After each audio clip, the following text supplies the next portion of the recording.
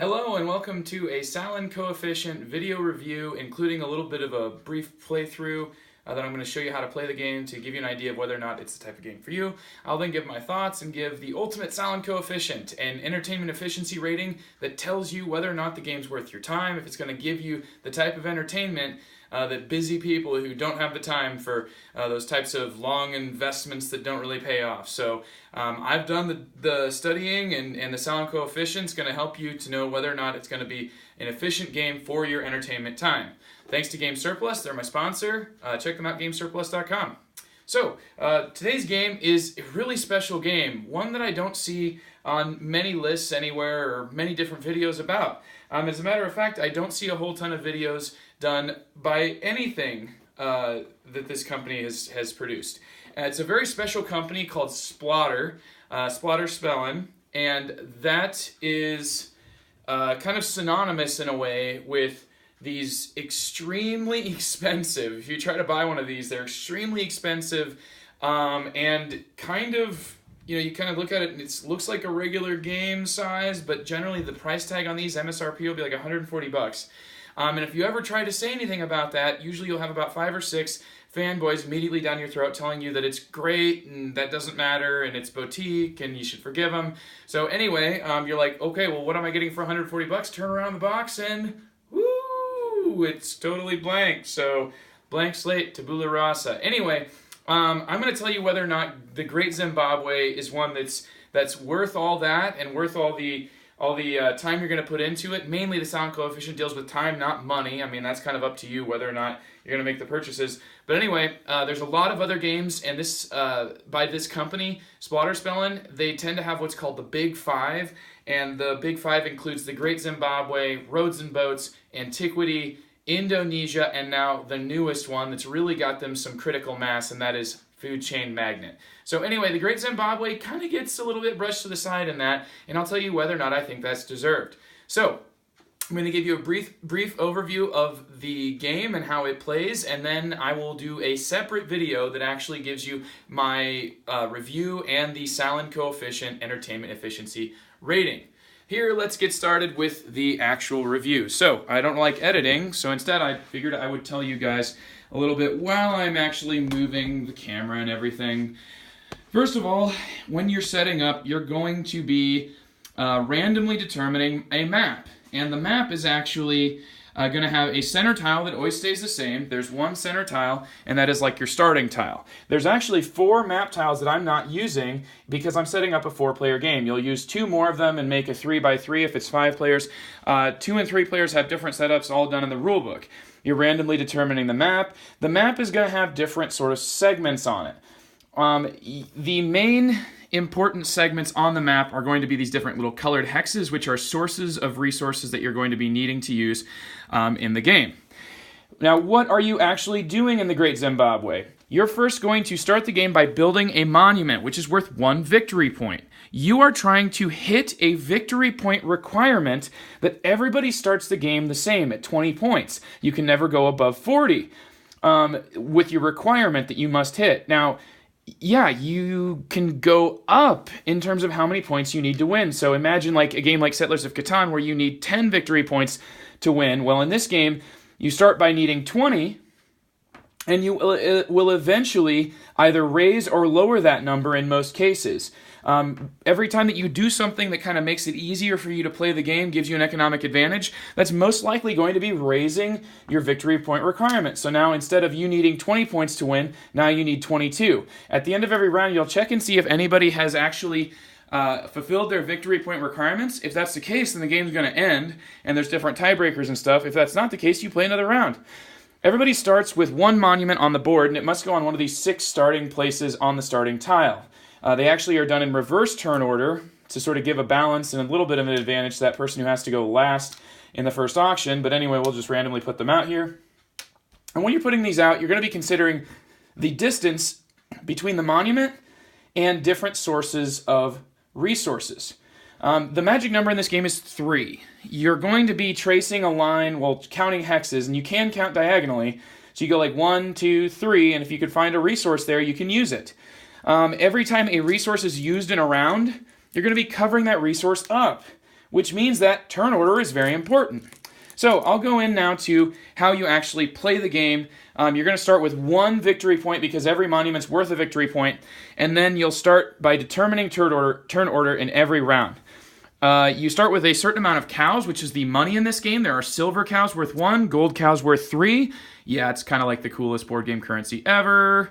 Anyway, you're all going to start with, if you see this right here, it is the player colors. So everything's in player colors, and these are kind of like what they call like the benevolence of the gods or something like that phase, where if the first player wants to bid, the first player can place cows starting on themselves. So actually, I don't even have these in order. It should be green and then black. Yeah, I don't know why I had these in the opposite order.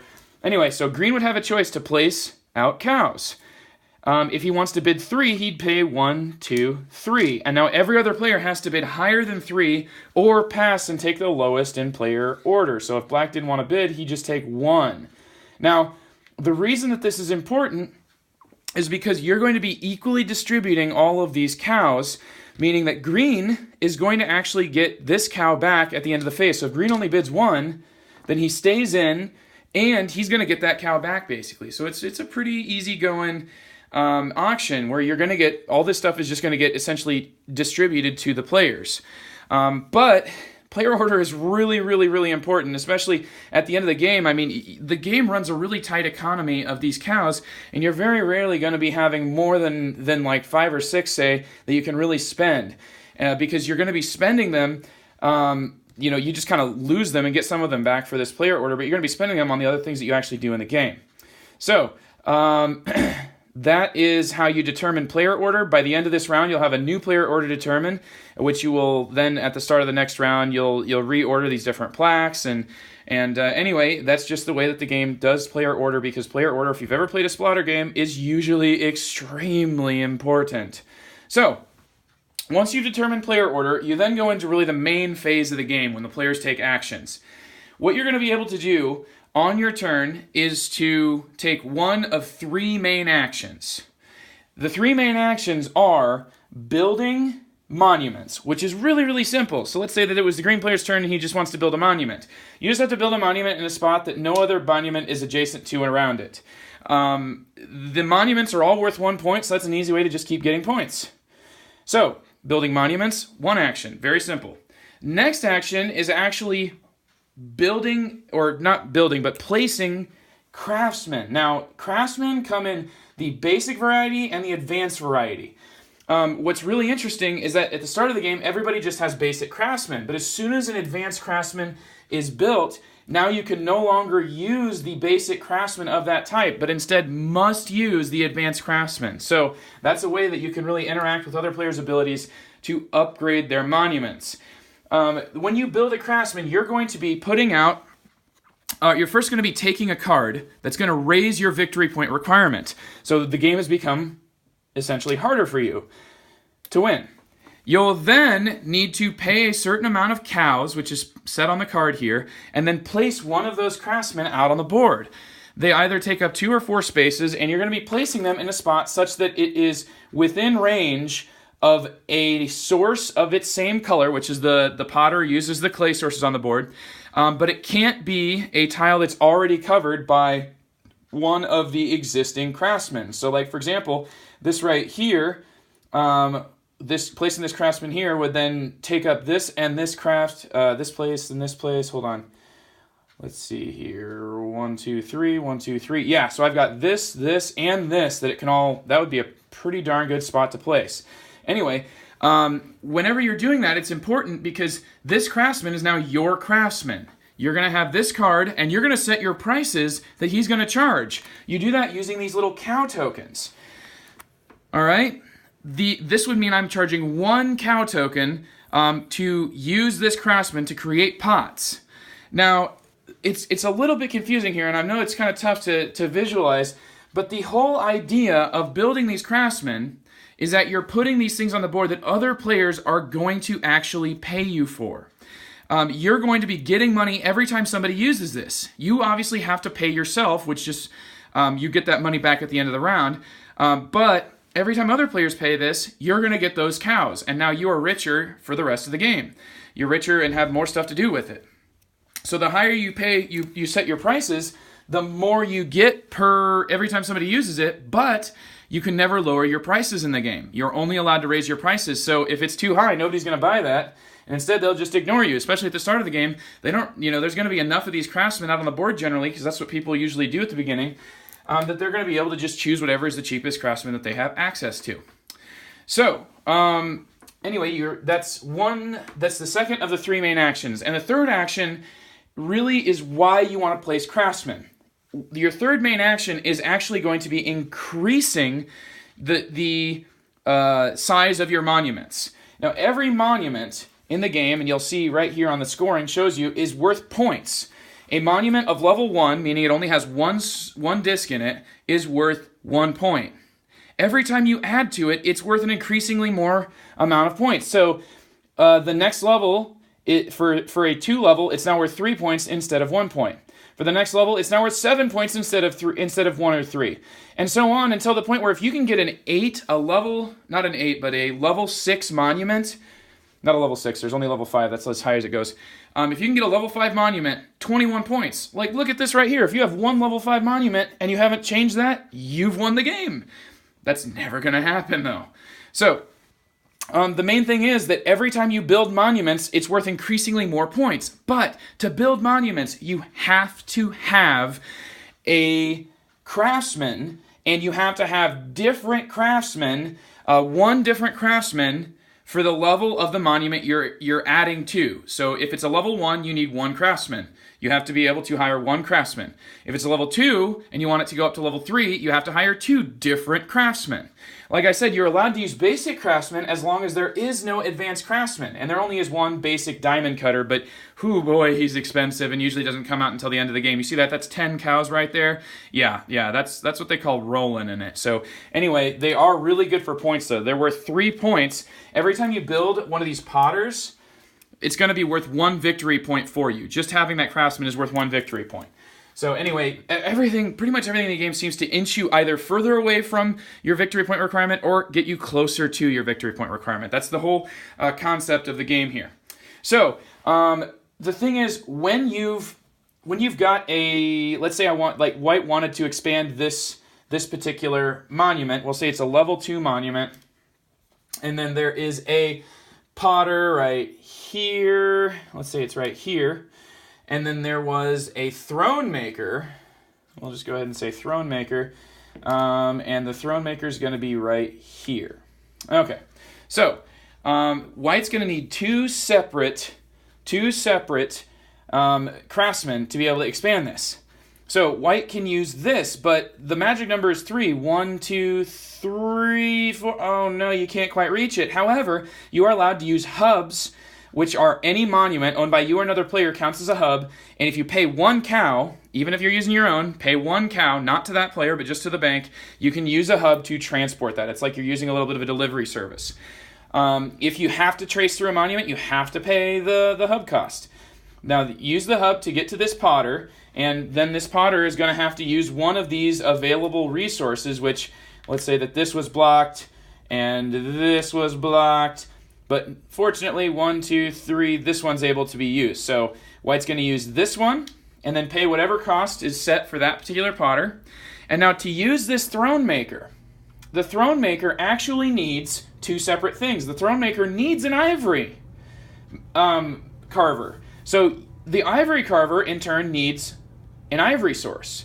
So the throne maker is going to use this ivory maker, who's then going to, in turn, use this ivory source. And then the throne maker additionally needs a source of wood because he's making a throne.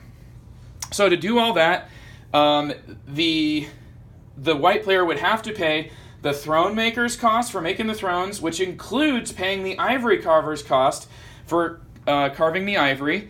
And then, after they've done that, they have, whoop-de-ding, raised their monument another level. Now, what's really nice about this is if you have multiple monuments, you can raise any number of them on your turn. So you get like 2 or 3 monuments out there, and you're able to move them all up by a by a level, and you just made yourself like 6 points in one turn. If you can do that one more time and get another 12 points, boy, that's getting pretty close to winning the game. Now, everything in this game, like, it's got a fairly simple base flow to it, but all of it is going to get complicated by these God cards. Let's move up here a little bit and let's check out our God cards. Now, the game comes with 12 different God cards, and you're instructed to remove 4 of them during every game, so you're only going to be playing with 2/3 of the available God cards. That really offers some longevity to the game in addition to the variability of the board.